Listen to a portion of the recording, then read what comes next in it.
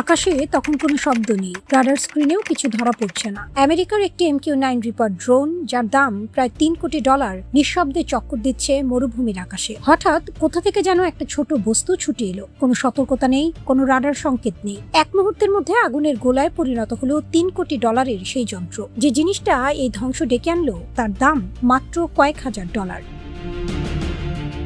এই অস্ত্রের নাম 358 আর 359। নামগুলো শোনায় অনেকটা সাংকেতিক, কারণ আসলে এগুলো আমেরিকার সামরিক বিশ্লেষকরা নিজেরাই দিয়েছেন। ইরানের এই গোপন প্রকল্পের সরকারি নাম আজও অস্পষ্ট, কিন্তু গত কয়েক বছরে এই দুটি যন্ত্র মধ্যপ্রাচ্যের আকাশে যে তাণ্ডব চালিয়েছে তার হিসাব রীতিমতো চমকে দেওয়ার মতো। $1 বিলিয়ন বেশি মূল্যের মার্কিন সামরিক সরঞ্জাম ধ্বংস হয়েছে এই ছোট্ট, প্রায় অবহেলিত দেখতে যন্ত্র দুটোর হাতে। এমনকি গুঞ্জন আছে বিশ্বের সবচেয়ে উন্নত যুদ্ধবিমান F-35 নাকি রেহাই পায়নি এর আঘাত থেকে।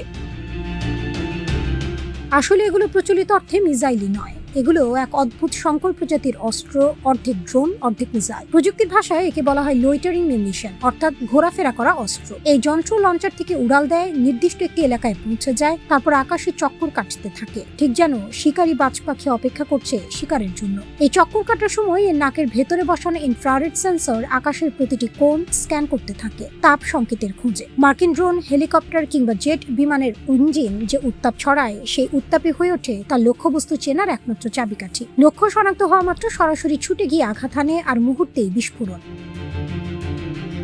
ছোট সংস্করণ 358 এর গঠন দেখলে অবাক হতে হয়। পেছনে একটি ছোট্ট টার্বোজেট ইঞ্জিন, যেটার নকশা নাকি মূলত তৈরি হয়েছিল ছোট মডেল বিমানের জন্য। জ্বালানি হিসেবে ব্যবহার হয় সাধারণ কেরোসিন। সামনের অংশে বসানো থাকে গাইডেন্স সিস্টেম, ক্যামেরা আর বিস্ফোরক ভর্তি ওয়ারহেড। বড় সংস্করণ 359 আরো উন্নত, শক্তিশালী ইঞ্জিন, বড় ওয়ারহেড, এমনকি লক্ষ্যবস্তু না পেলে প্যারাশুট খুলে নিরাপদে মাটিতে নেমে আসার ব্যবস্থাও আছে, যাতে পরে আবার সেটাকে জ্বালানি ভরে ব্যবহার করা যায়।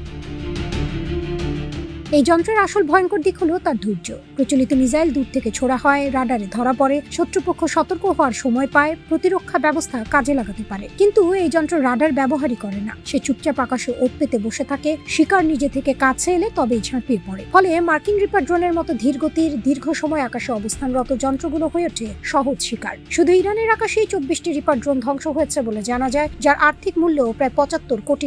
এর সঙ্গে যোগ হয়েছে ইয়েমেনে হুথি বিদ্রোহীদের হাতে ধ্বংস হওয়া আরো 1 ডজনের বেশি ড্রোন। সব মিলিয়ে হিসাব ছাড়িয়ে গেছে $100 কোটি ঘর।